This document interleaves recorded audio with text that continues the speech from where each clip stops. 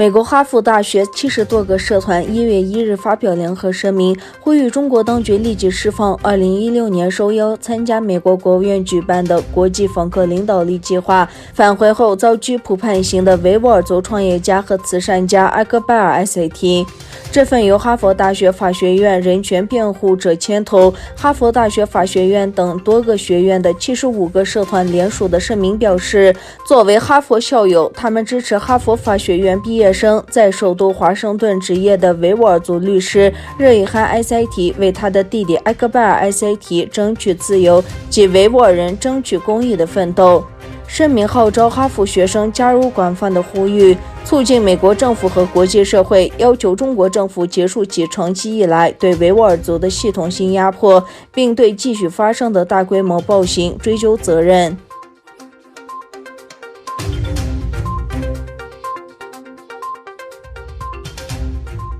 在东突厥散的强迫劳动政策受到国际强烈谴责之际，中国正在利用官方媒体为该地区的破坏辩护。中国新闻网最近发布的一段视频介绍了喀什地区加什县一家制衣厂的工人的就业情况。视频介绍，工厂的工人都是维吾尔族妇女，有1200人被迫以廉价劳动力的形式工作，月薪在800元至2500元之间。此外，根据录像带，工厂生产的服装将出口到日本和东南亚国家，工厂将继续扩大，工人人数将从4000人增加到5000人。最近的报告表明，这些工厂中的大多数工人是女性，而东突厥散的男性则被关押在集中营和监狱中。另一方面，这表明该地区的强迫劳动破坏继续蔓延。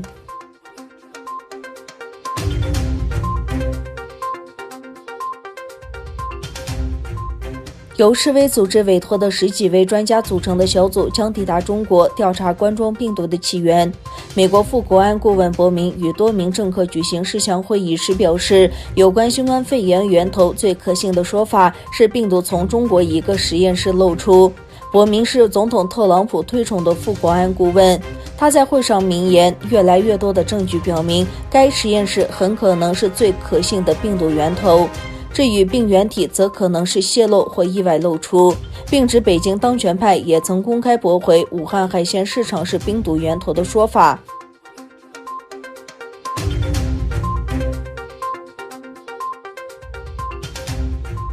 中国外交部长王毅在接受新华社、央视等中国官媒采访时说，中美关系已经来到新的十字路口，也有望打开新的希望之窗。据路透社报道，美国2018年启动了对华贸易战，此后两国之间的摩擦还进一步拓展到了科技、人权等领域。2020年新冠疫情在全球爆发后，美中两国围绕病毒起源问题也发生了激烈的交锋。在采访中，王毅指责美国全面打压遏制中国，企图挑起新冷战，认为这样的做法不仅严重损害两国人民利益，也给世界带来极大危害，注定不得人心，也注定会走向失败。王毅并没有直接点出特朗普或拜登的名字，而是通篇以当政者、新一届政府指代。他表示，中方相信，只要美方积极汲取教训，真正同中方相同而行，中美完全可以通过对话化解矛盾分歧，通过合作扩大共同利益，找到既有利两国。